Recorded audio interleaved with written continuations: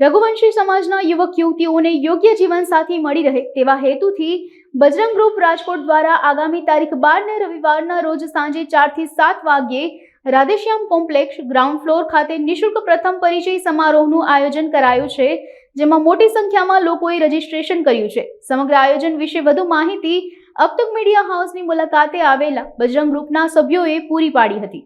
Myself જતીનભાઈ ભિંડોરા, Bajrang group Rajkot સંસ્થાનો member.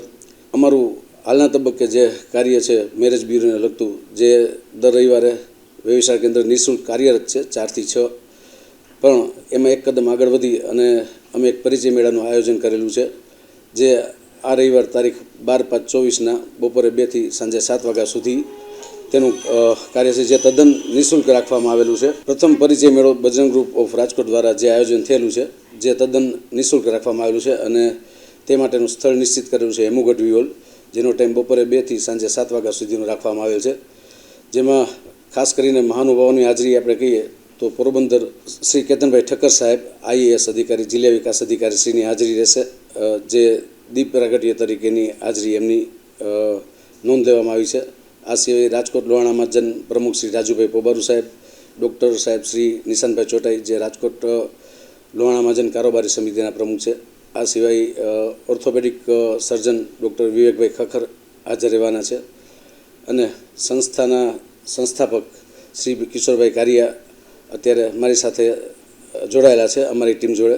એમની આગેવાનીમાં કાર્યક્રમની રૂપરેખાઓ આપવામાં આવે છે। આ ઉપરાંતમાં વિશેષ સહકાર અને મુખ્ય મહેમાન વિવેકભાઈ ખખર, ડૉક્ટર વિવેકભાઈ ખખરની સાથે પ્રિયોધનભાઈ કક્કડ, જે કામનાથ ગ્રુપ ઓફ કંપનીના MD છે, એઓની પણ હાજરી પરિચય મેળામાં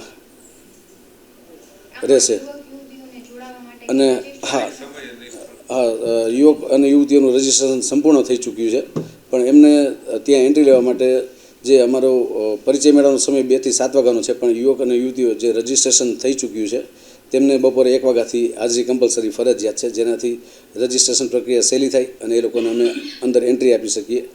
હવે બેઠક વ્યવસ્થા માટે હેમુગઢવી હોલ અમે જે રાખેલો છે, એ હેમુગઢવી હોલમાં VIPઓ માટેની રિઝર્વ જગ્યા રાખવામાં આવેલી છે। એક સાઈડ અમે દીકરીઓનું ધ્યાનમાં રાખી અને પર્સનલ એમની સીટો પૂરું કરવાના છીએ અને એક સાઈડ દીકરાઓની સીટો રહેશે। પાછળના બેક સાઈડમાં વાલી મંડળનો સમાવેશ રાખવામાં આવેલો છે।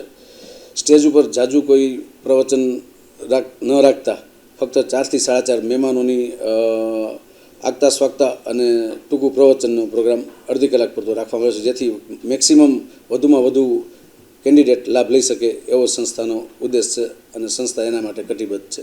બજરંગ ગ્રુપ પ્રેરિત જે પરિચય મેળોનું આયોજન છે, તેમાં દીકરા અને દીકરીઓ માટેનું ઓલરેડી પેક થઈ ચૂકેલું છે, પરંતુ તેમ છતાંય કદાચ કોઈની હાજરી અશક્ય બની હોય તો એવી જગ્યાઓ ખાલી રહેશે તો 20 થી 25 દીકરીઓ માટે સ્પોટ એન્ટ્રી શક્ય બનશે।